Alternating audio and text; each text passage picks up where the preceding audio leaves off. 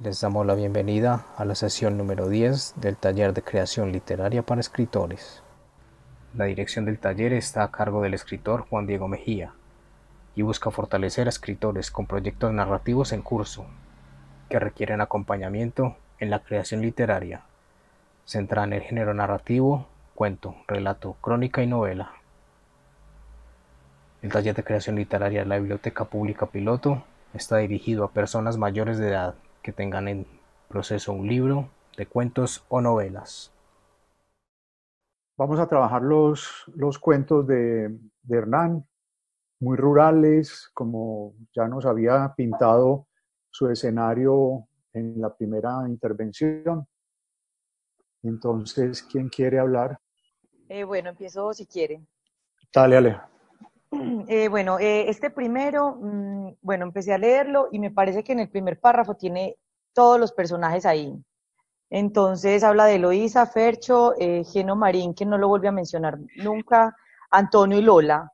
O sea, todos los pone ahí. Obviamente el tema de las tildes, ¿cierto? Como que las tildes y la ortografía lo hace perder a uno un poquito a veces en la lectura.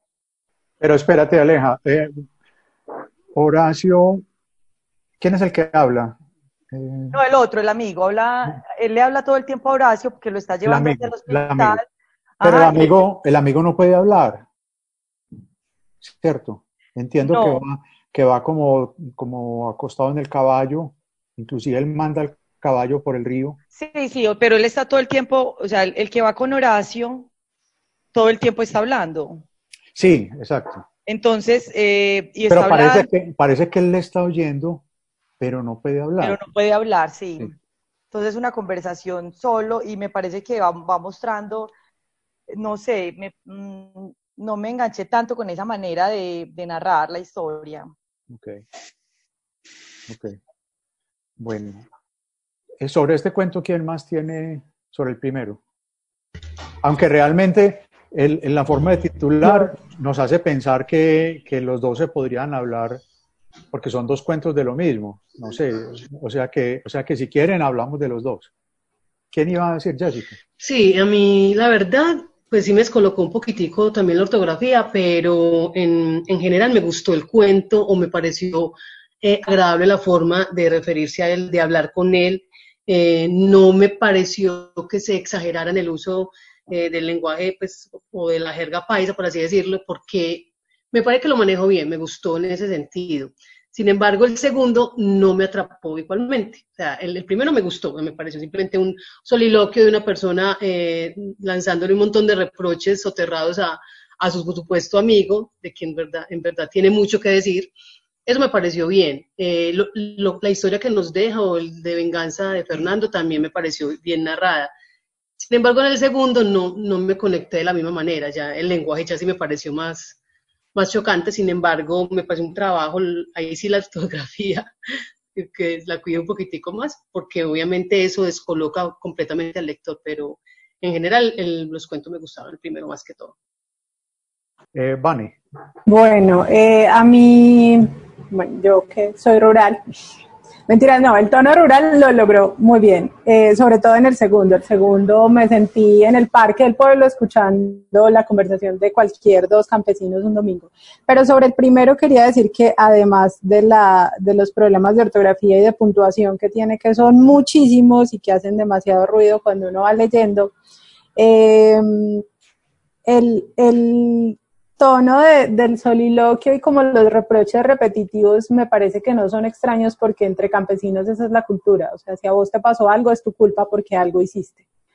Y me gusta que uno entiende, digamos, como el tema de la venganza muy al final, aunque al principio sí hay demasiados personajes. En general en el texto mencionan muchos nombres de personas que resultan siendo irrelevantes.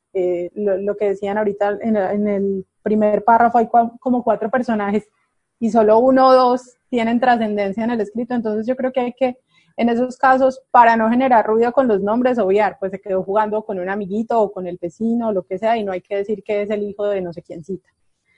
Y no sé si sea intencional o no, pero el de la tienda aparece en los dos cuentos, no sé si haya una relación entre ellos dos.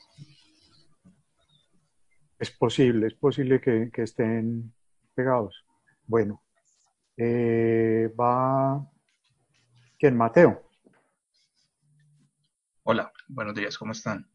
Dale.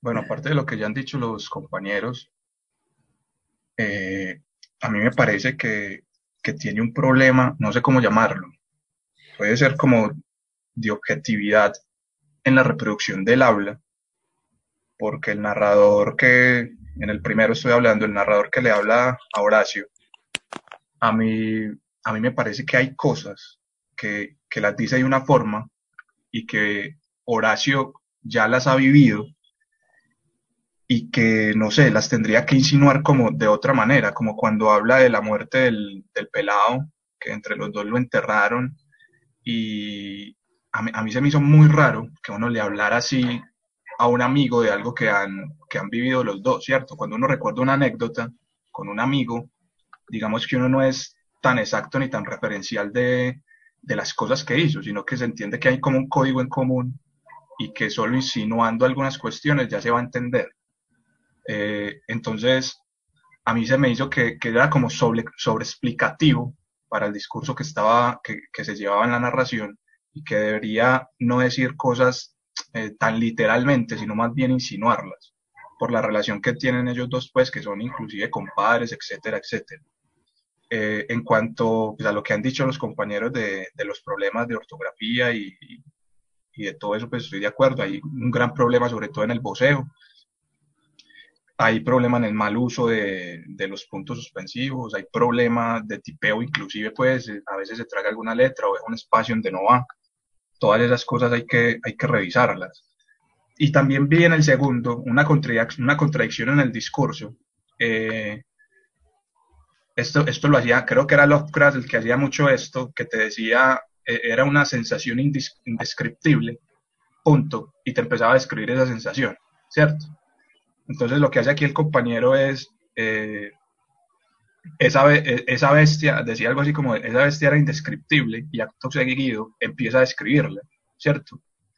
Yo soy de poema, pero no hablo más, no quiero hablar más de eso porque eso no vale la pena decirlo. Y en el segundo a mí me quedó, yo no entendí el final. A mí me parece que el final pretende ser revelador de algo, ¿cierto? Cuando le dice, yo sé quién es usted y sé a qué vino, y sé que vino por una cosa precisa. Vaya que Raúl lo está esperando desde hace tiempo, pero no me queda claro ni quién es él, ni a quién le está hablando, ni qué es esa cosa precisa por la que vino. O sea, nunca lo menciona, nunca lo insinúa. Entonces, esa frase... Pero no tiene que ver con la venganza, Mateo, como la venganza final, porque ese que aparece al final es el primero, el que primero aparece, el del primer agredido. Sí, lo que pasa es que es muy posible, enseguida leo lo de Jesse, es muy posible que todo eso sean unos códigos de honor paisa, que ahorita quiero que Hernán nos hable, porque él indudablemente conoce muy bien eso. Hay una observación, no sé si de pronto Alex quiere hablar también de esto. Cuando manda el caballo por el río, él se va por el puente. ¿Por qué no van los dos por el puente? Eso es como esa duda. A ver si de pronto ahorita también nos aclara Hernán. Oscar. Bueno, buenos días. Primero, pues decirle a Hernán que sí, pues que es muy interesante volver a rescatar esta voz del habla del pueblo. Yo en los últimos años con algunos estudiantes he revisado muchos expedientes judiciales, los expedientes históricos judiciales de la Nacional. Y estas dos historias que nos cuenta Hernán efectivamente aparecen en muchos de esos expedientes. Prácticamente es como si yo hubiera leído uno de esos expedientes. Una historia básicamente de una venganza asociada a un hijo que vuelve, que ha tenido un rencor por cómo fue tratado, o una pelea que se suscita en un billar de un pueblo simplemente porque se ofende el honor. De la historia en general, de esas historias en generales, hay precisamente con todo lo que hemos hablado aquí en muchas sesiones, incluso a partir como de lo que es un cuento, lo que me decían a mí hace 8 días y lo que hemos hablado de muchos compañeros, ahí le diría a Hernán, sí, además, digamos, de contar la anécdota del conflicto entre los hombres, sí, también retomando como las recomendaciones que hacen los compañeros, hay que desarrollar un poco más el conflicto y el desarrollo de los hechos. Muy bien, Julio. Blanca.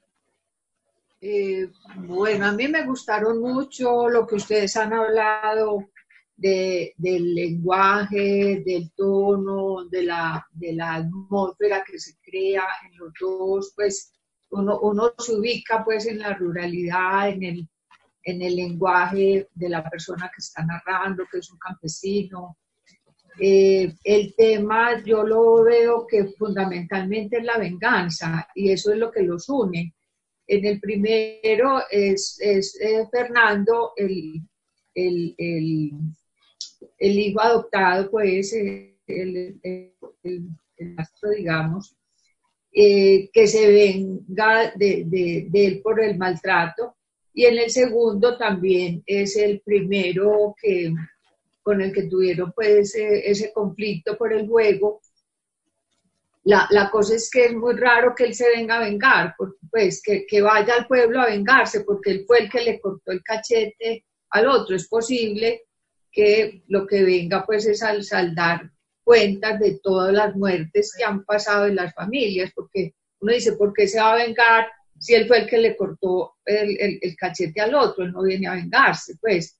¿Qué es lo que él tiene? ¿Cuál fue la ofensa para vengarse? Ya vengó con la primera macheteada que le pegó. Ahí pues me parece interesante que se aclare y que tenga mucho más fuerza pues el sentido de la venganza. Y es un monólogo, ahí no hay ninguna tercera voz, todo el tiempo está hablando de Aire de Tango de Manuel Mejía, que es un monólogo, una novela entera, un monólogo, ¿cierto? Y no necesito una tercera voz, ni un diálogo, ni nada. A mí me parece que esa forma de que sea un monólogo es buena, es posible. Simplemente darle un poco más de voz a las acciones que están haciendo, a la preocupación del otro. El otro no hables porque se está desmayando, pues te estoy bien. Porque él le dice, te duele mucho, te voy a dar agua, tomate esta chicha o esta cosa que le dio, no me acuerdo qué fue lo que le dio. Blanca, gracias. Pues Hernán, yo pienso que yo estoy muy contento pues porque todos los compañeros reconocen algo que es lo que busca un escritor siempre, y es tener un mundo propio, una voz. Eso, la gente se toma la vida haciendo eso, tratando de encontrarla.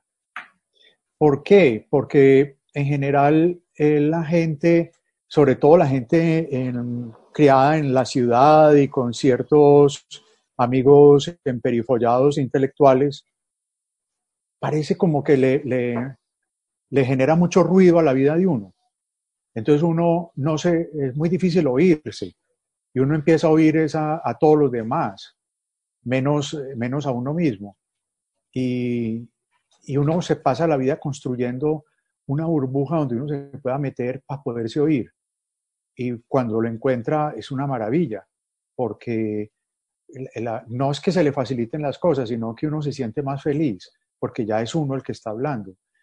Al principio, yo me acuerdo cuando yo estaba empezando a escribir con los demás compañeros del taller de Manuel, casi todos escribíamos como García Márquez. Era él el que se había apoderado de todos nosotros.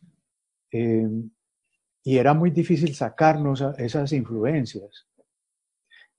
Una ventaja que tenía el taller de Manuel es que él no presionaba a nadie para que dijera las cosas de esta o de aquella manera, sino que dejaba que la gente encontrara su propio camino.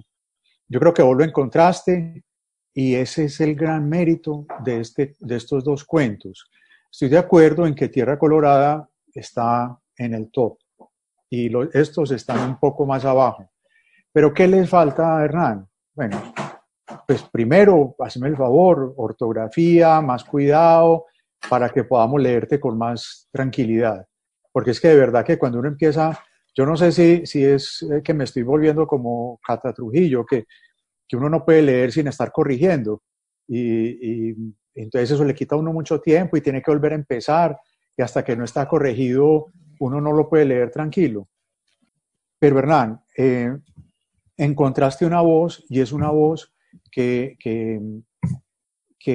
suena a campo, suena a camino, suena a montaña, suena a paisaje, a río, a puente, a árboles, a todas esas cosas que nosotros los de las ciudades conocemos, vos lo tenés.